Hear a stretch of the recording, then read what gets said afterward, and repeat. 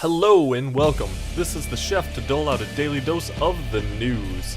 Today we're going to take a look at some DLC. Specifically, we're looking at Warner Brothers' fourth game in the Batman series, Arkham Knight Season Pass, developed by Rocksteady.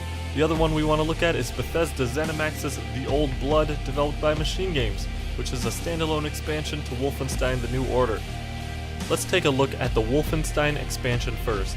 The Old Blood is a standalone prequel to The New Order. The game again follows B.J. Blazkowicz and takes place over 8 chapters. For reference, there were 16 chapters in The New Order, which took me around 16 hours to 100%, so we can piece together this might be around 8 hours of content. It's interesting to point out this is not coming out for the Xbox 360 or the PS3. This is a next-gen only release. So if you have a lower end PC that could run The New Order, you might not want to pull the trigger too quickly. Wait a bit for some performance reviews and see if your rig can handle it. Bethesda has said this expansion is actually a standalone experience, which means you can understand everything that's going on without playing The New Order. That makes sense because it's a prequel. What kind of prequel requires you to have knowledge for future events in order to make sense of the game? On the other hand, I expect there will be plenty of hints and nods to what is in The New Order that might go over your head if you haven't played it. Looking at some of the trailers and footage, the game looks very similar to The New Order. One of the new enemies is a prototype for the super soldier in The New Order. It looks about the same, but it's tied to a generator now. That's not a new enemy, that's a gimped old enemy. The new weapon they keep talking about is a hollow pipe, and they show it off anytime they can. I'm hoping these glimpses of the game only detail a small amount of the new enemies and weapons that will be in the expansion. The game seems to take place before BJ's last attempted takedown of Death's Head that ultimately put him in the psych ward for a few years. Death's Head's lieutenant is camped out in the iconic Castle Wolfenstein with information on the location of Death's Head's fortress. God, that name is hard to say. Next up, the Arkham Knight Season Pass. The Season Pass is a form of pre-ordering the DLC for a game that will come out over a certain period of time after its release. In this case, the Season Pass will get you all of the DLC for the next 6 months. In a video detailing the features of the Season Pass, we get the tidbit: there will be more narrative, more missions, more challenges, more characters and vehicles for the players to experience, even though they don't fit into the storyline of Batman Arkham Knight.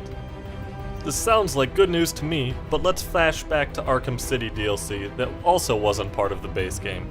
In Arkham City, some of the main storyline missions were that of the Catwoman missions, who involved rescuing Batman from sure death.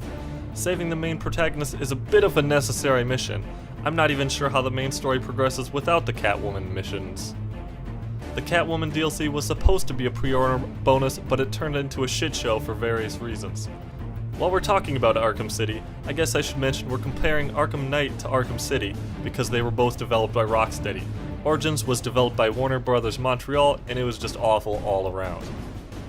The Season Pass details video says that the extra missions occur before and after the events of Arkham Knight, which might mean we're safe from interruptions during the main game.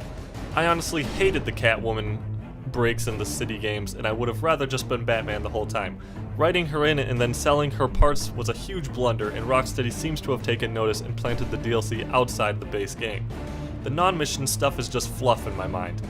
Racetracks and skins and challenge maps are just miscellaneous things that can be avoided at no real cost to the player.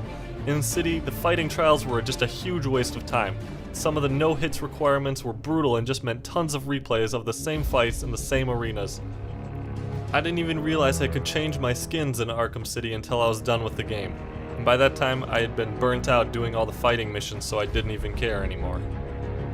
Rocksteady plans to further detail the content in the Season Pass through monthly content drops. I won't be watching. For me, the choice is clear.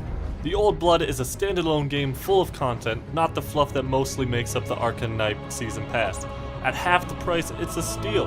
I expect the Arkham Knight base game will be a great game and a true successor to Arkham City, but there's no way I'm buying a $40 Season Pass. The Old Blood comes out tomorrow on May 5th, and Arkham Knight was delayed slightly until June 23rd, and the Season Pass kicks in for the next 6 months after that. That's all I have for you today. See you guys next time.